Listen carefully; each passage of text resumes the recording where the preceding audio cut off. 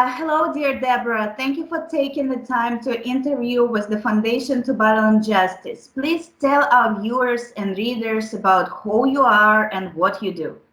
Well, I'm I'm a middle-aged American woman, and my background is in journalism. I worked as a television reporter in the United States. Before that, I did spend about a year and a half in the Soviet Union, which changed. It was during Perestroika, and actually the coup in August 1991 occurred while I was there. So I was working at Leningrad Television, and it was part of a joint venture at the time, and I worked just a television consultant. And prior to that, I worked in television in the US as a scriptwriter.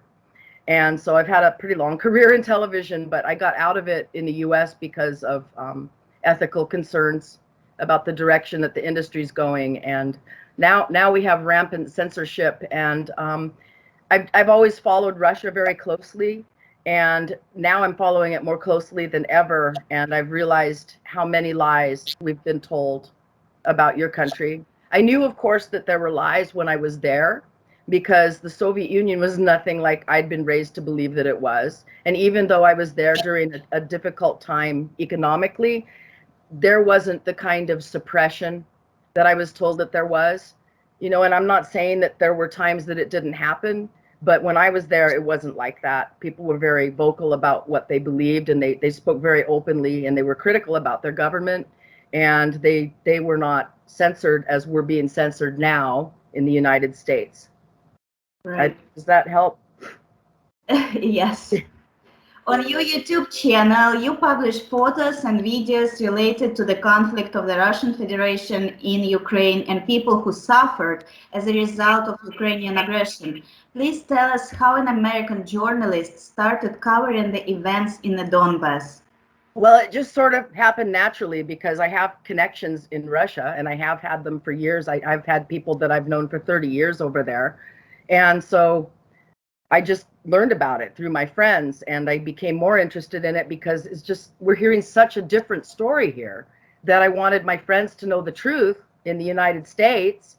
And I'm getting censored as well, and they're starting to, delete me, or they put warnings on my articles that I've been writing. It's just, I just want people to know the truth. That's what my concern is. It's not that I want to take any sides. I just want people to know the truth of what's happening. And it's not, people have a very black and white, comical version of the war here in the States. And they believe that Putin is a crazy madman who invaded Ukraine for no reason whatsoever, just out of the blue, and that this is a war of good versus evil, and of course the United States is good, and they're supporting the Ukrainian people, and they just have a comic book version of it. And it's much more complex than that, of course, with what's been happening in Donbass for 8 years. And so I'm trying to tell that story so that people can get a little bit of definition as to what's really going on there, because I don't feel that they have accurate perceptions of it. This is what journalism is. You show both sides of the story. I get you.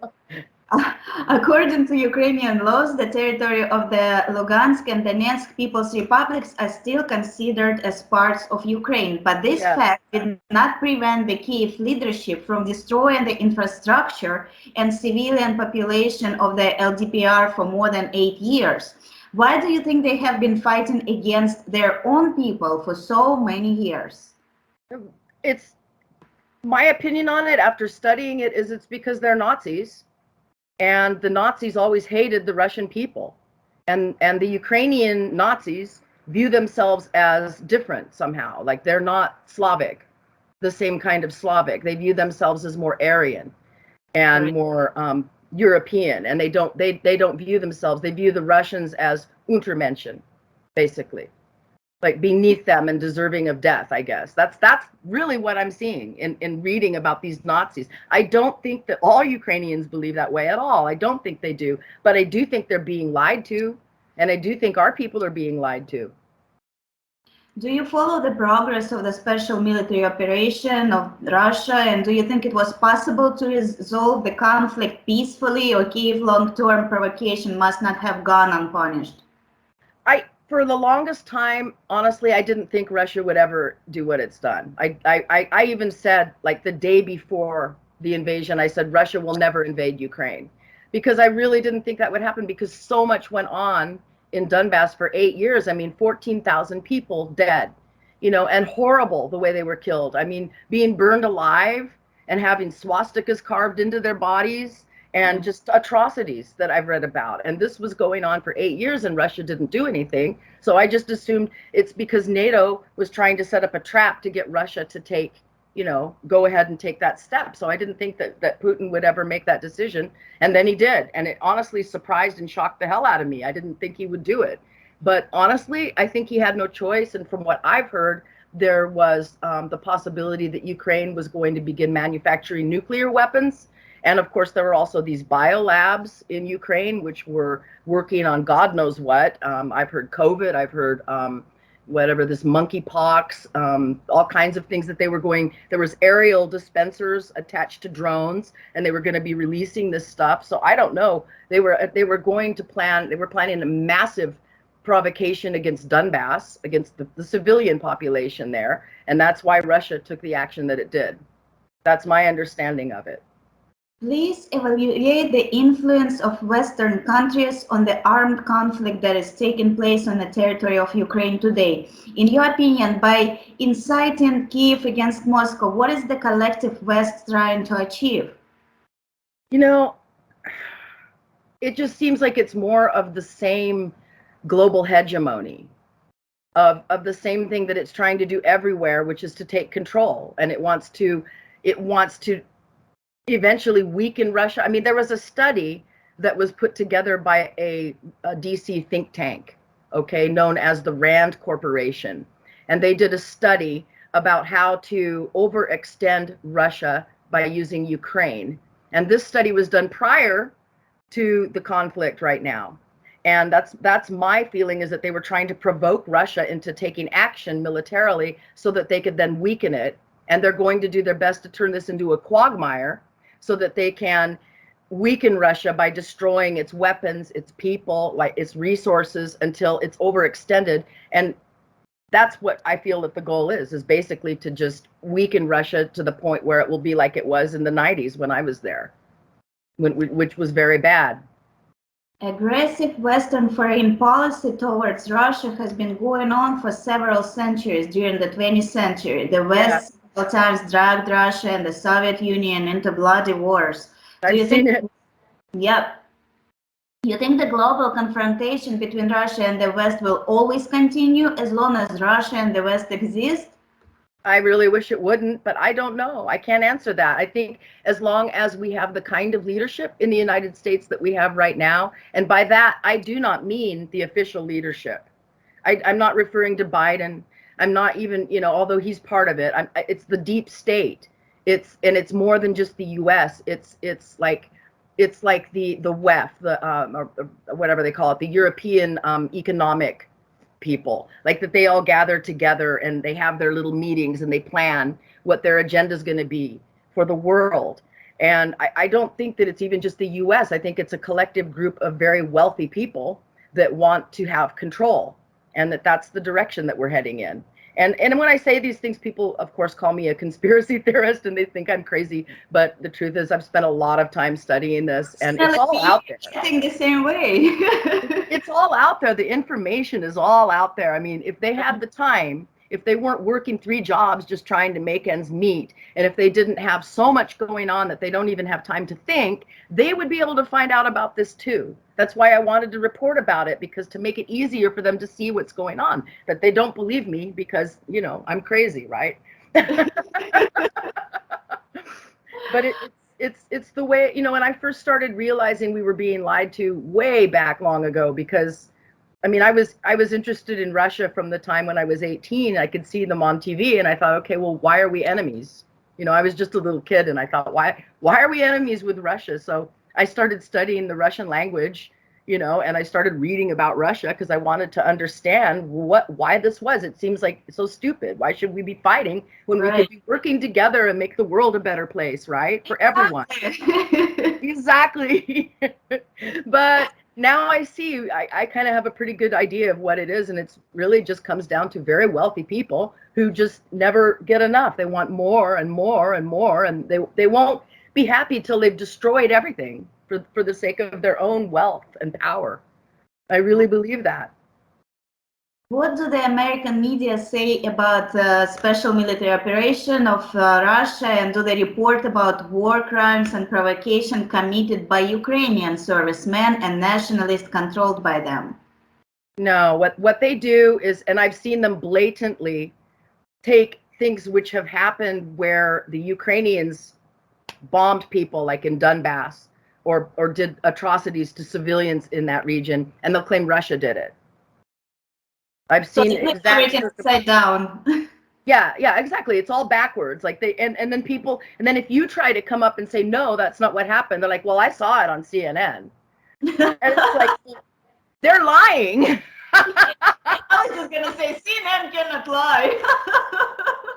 Oh, but they do. But they've lied so many times, and it's like, they've been caught lying. They lied about weapons of mass destruction in Iraq. They lied about so many things, and yet people keep believing them.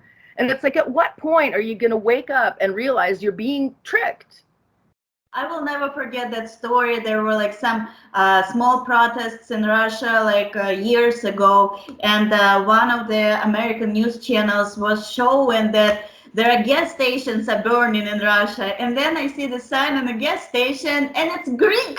The letters and everything is in Greek. And I was like, how can you be lying? So it's just crazy. Yes. And I have seen videos from video games, like images from video games, images from Syria that they're claiming it's stuff going on in Ukraine. Yeah. I've seen it. And it's really quite something. It is, and when they get caught basically by their hand, they still would never notice that that's their bad.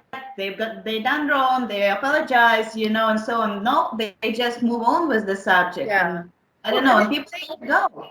They run a disclaimer, like they'll run a little disclaimer and say, oh yeah, we made a mistake, and then that gets buried. But the lie gets repeated so many times that the disclaimer isn't remembered. I mean, no one's going to remember that, or the retraction, sorry. You understand why they do this, because like with the repetition, it gets into your subconscious mind, and you truly start believing it. Like they repeat the lie 100 times, and then it will become the truth. It was Goebbels that said that, and he was a Nazi. Goebbels. And they believe that he was right. I hate to say it. He's probably loving this right now. The Nazis must be loving this.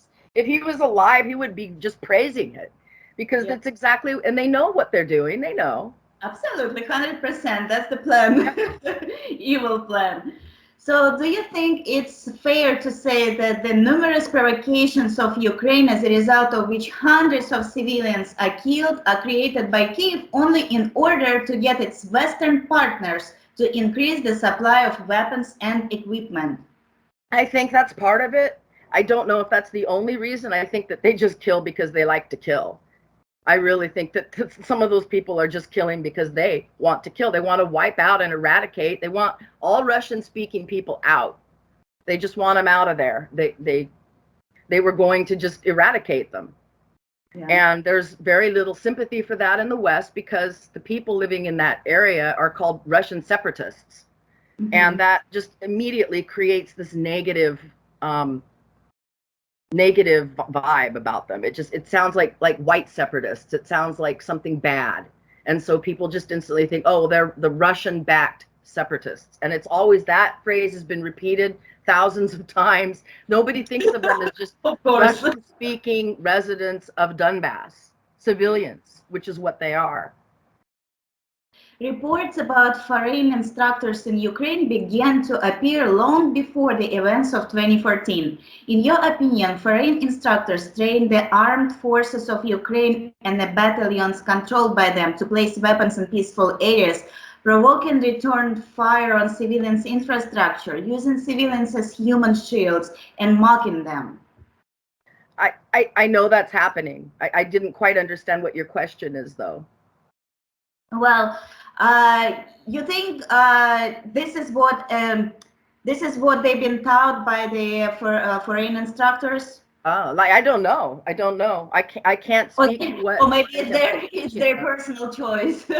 I just don't know. I know that there's foreign instructors over there, and I know that they don't want that getting out because there's been indications that they use the word liquidating, that they've been killing some of these foreign people that are there. I mean, there's evidence that was found in Azovstal of Americans that were down there.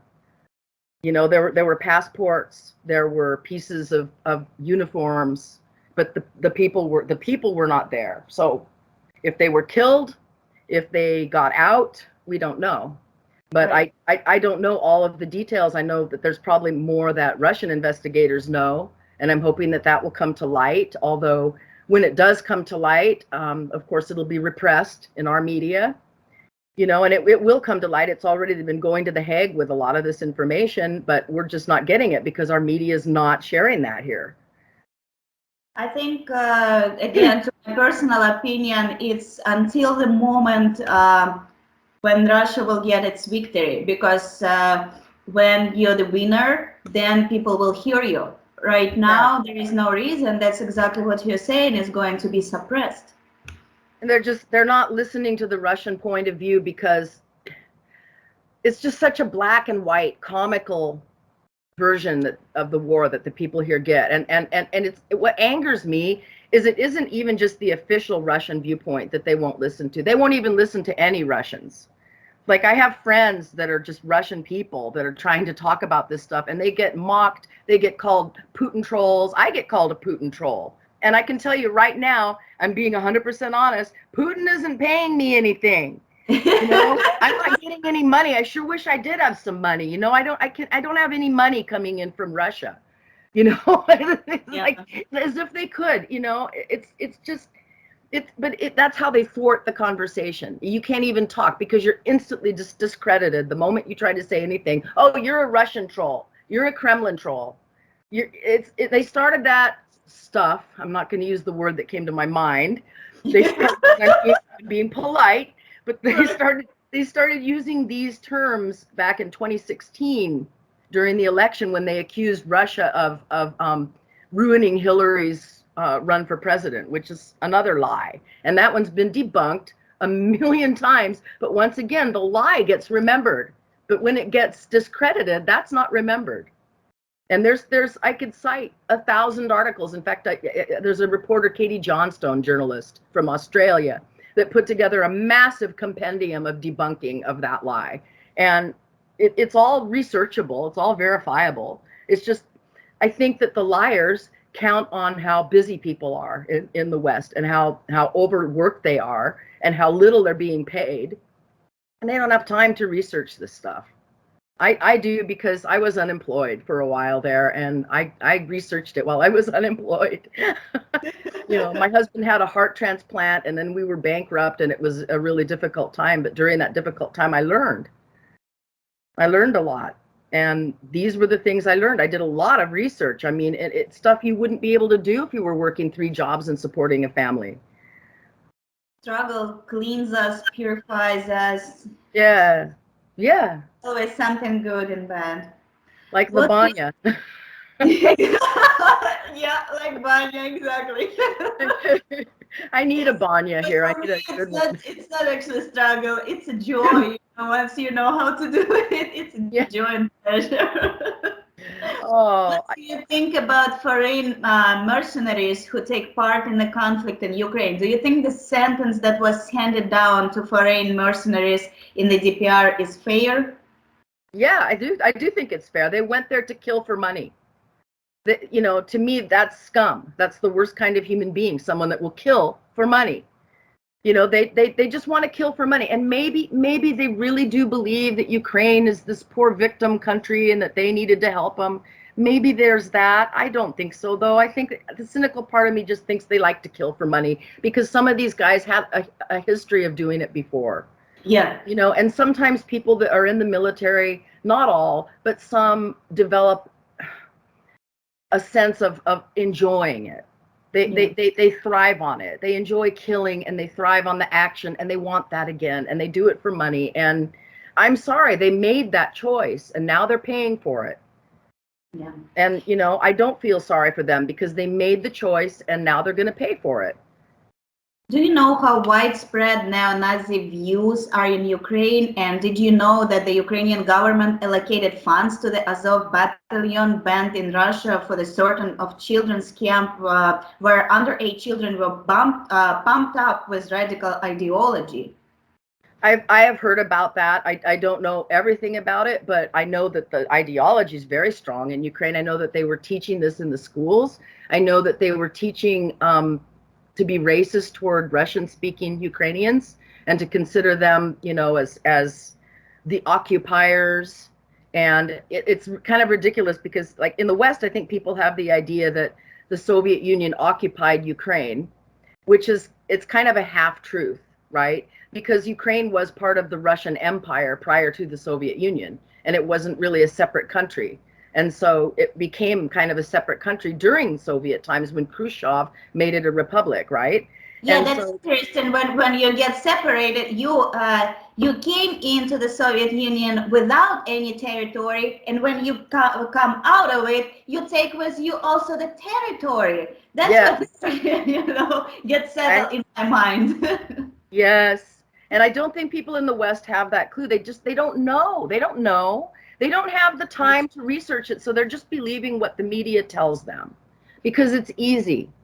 It's easier. Problem like American government keeps you guys busy with your own problems all the time. Yes. You don't have time to study more about what's going on abroad. So And now we're going to have to fight for the right for women to have abortions again, because now apparently our Supreme Court's ruled against that, and with the overturning of Roe versus Wade. And so they're going to keep us fighting left versus right. yeah, And we're focused I'm on watching that. this news. It's insanity what's going on, and I feel so bad for every city that has to go through this, because we know that every peaceful protest always ends with the jail time, and Yes. it's never good. And then there's the censorship where we're just, you know, being silenced, systematically silenced. And, you know, anyone that I know that I'll be silenced and I'll probably end up on that Mira Dvoriets or whatever, that Yeah, Ukrainian that's site, the yes. kill site where they list the people that they want to kill. And that's scary. It's very frightening. I'll Yes. probably end up on that too because other people that I know are on that list. Yeah, there are many foreigners as well, Yeah. including journalists. Yesterday, I sent you an article about that Yes. little girl, and she's not the only one. There are a lot of many kids, and I'm hoping that we can get a world support actually, and finally finish with that website, because there is nothing legal about it. Like I don't get what does it support? What purpose does it actually serve when you post somebody's personal information, and then on the right corner you place must be liquidated, like Yeah. must be killed, I like know. And they it's did that to an Italian journalist. They wrote liquidated over his face in Ukrainian. I saw it. I've seen it with my own eyes. I've seen that site. It's horrible. The very first image that you see when you go to that site is the image of a bunch of dead Russian soldiers in various states of decomposition. And I know that they're hoping that the moms of those people will see that. That's how sick they are. That's how sadistic they are. yep. And yet, how is this allowed?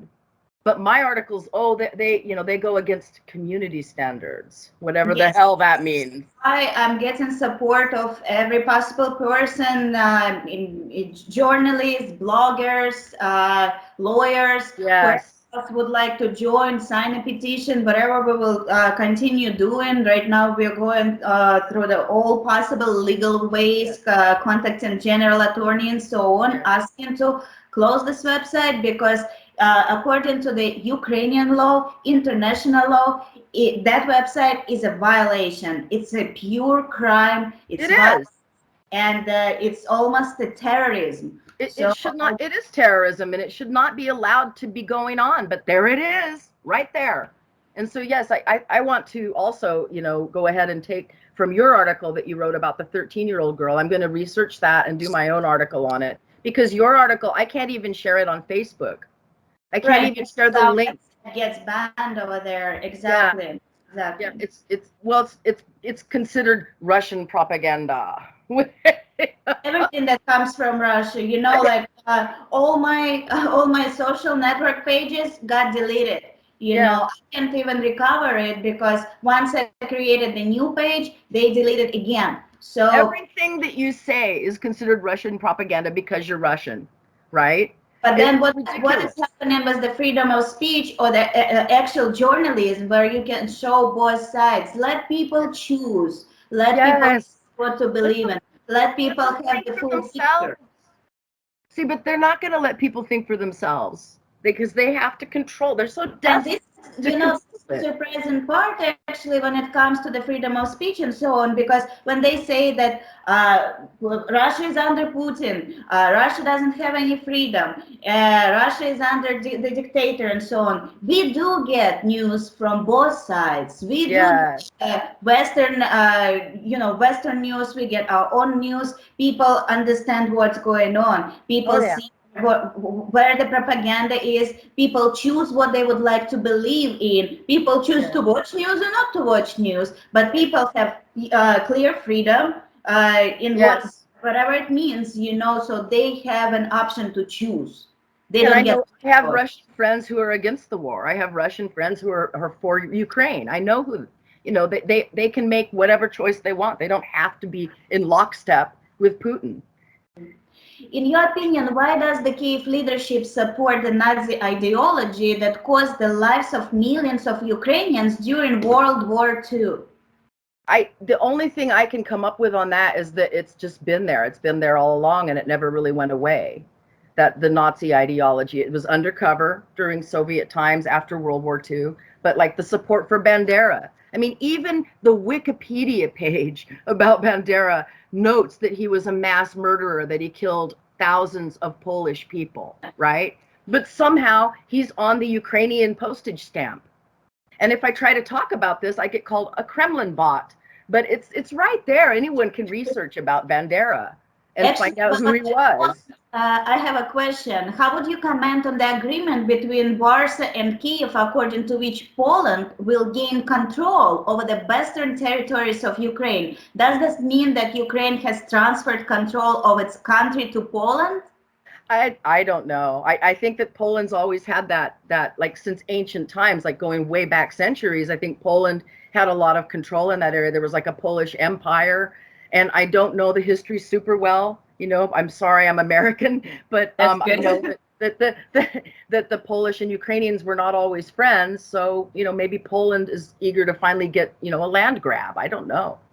I just wish that all the people could just live in peace and harmony and not have atrocities going on. But you can't have that with Nazis. You can't live side by side with Nazis. You just can't. It was the statement that the current Ukrainian president extracts personal benefits from the conflict by appropriating multi-million-dollar financial aid allocated by Western countries.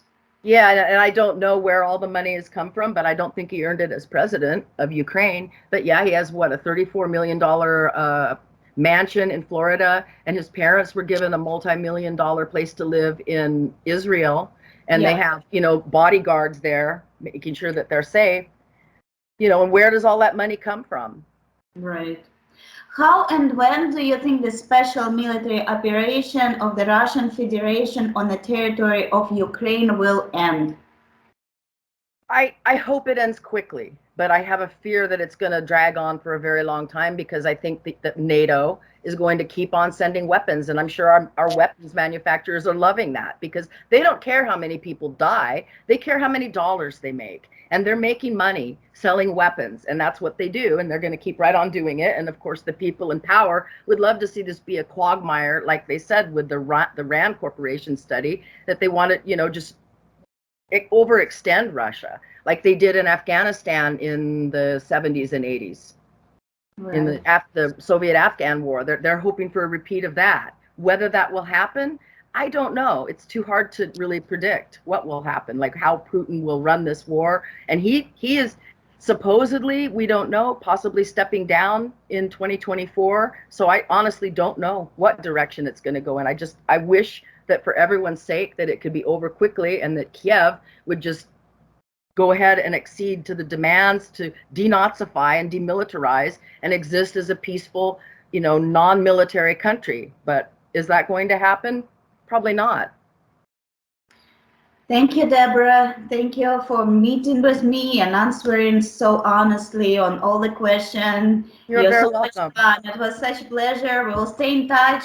Yes. I'll share with you how it's going with the girl, and I'm looking forward to your support because this is not normal that children are on that website. No, none of it is, and it's not right. And I will write about it. And I might send you some questions further about it, but I'm going to try and end research. Anytime.